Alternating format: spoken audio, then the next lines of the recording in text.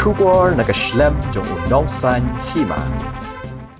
Ka KSU Maukan Row Circle hapo kajingalam u President Samla Ilas Umsong, Badu General Secretary Samla Yestan Roy Renja, Kalai Kundu yu Menteri Ketenat Kokot Kakia u James PK Sangma ha Kamra Trekam Jong U ha Secretariat Ban Pensngawi ki Jing E ki Baya Kundu da ka PHC Jongsha Kamtam Namar ke Jing Bambiang ko ha kani ke Jaka ai Jing Sumar. Ha kani ke Jing Ya Kundu wa KSU Maukan Row Circle yu Menteri Ketenat Kokot Kakia hak arpu pratrek unai lor hajar arpu lasen ran lang do urang bak senong ka maulingot uba bi song lembat u secretary ka rajdengi uba raining dingdo. Hakani gajing ya kandu na kalyang ka KSU Maukan Row Circle kala pensngau ha menteri ketenat ka kot ka kya ba ka PHC kamdan satya ya ka telong la ka jong bantan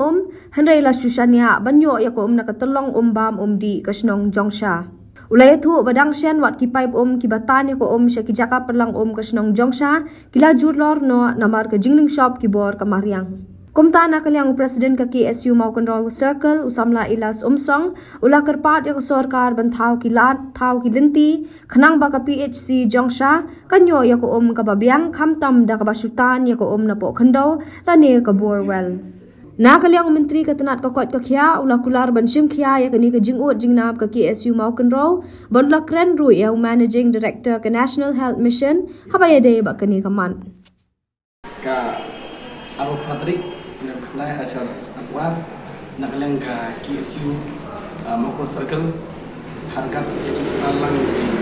rapat nong mengut sekretari raj rengi Pak Rining ingin ayo aplikasi dulu ya sar Jim sama health minister habis di batka cingye juga PC joksya habis di batka cing bumbiang itu ke nama arba kumbang gitu yo ekendu yo doktor ilalit dengan jauh lukman hari ini benai ada mulai benai sau benai nak lagi PC habis tiada ke nak ada bukan yo connection hadir dengan iklan PG kalau eye connection ya dengan eye connection kado poin lo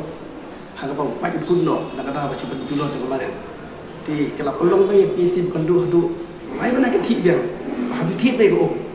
dia mentang kasin bayi lah yo ban kado ya health minister purpose lo gede ke man ban nak kena health minister kular ban thao kita ganti habis dia penyok yang cepat coba KSU berpenyok ya berubah bukti